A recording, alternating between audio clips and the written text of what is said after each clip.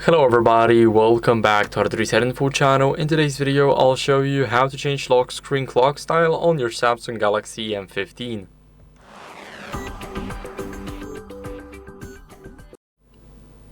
So first, what you guys want to do is go to the settings, so unlock your phone. Now go over into the settings, and here in the settings, what you guys want to do is click on the lock screen. So you guys can click on the lock screen. Now what you guys want to do here is scroll down to looking for something else, and here click edit lock screen.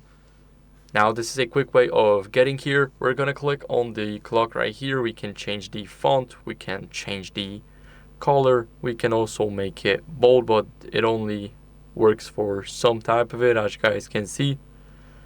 Now we cannot change this one, we cannot change this one. We need to find something that we can change, then we will be able to make it bold. Now, of course, the colors, this is what we've mentioned. And the style, here we can change the style. This is what we are interested in. We can change it to even the digital clocks, the calendars. And as you guys can see, we can also add the weather information, the date above the clock or below it. And after that, you're ready to go. You can also resize it if you want.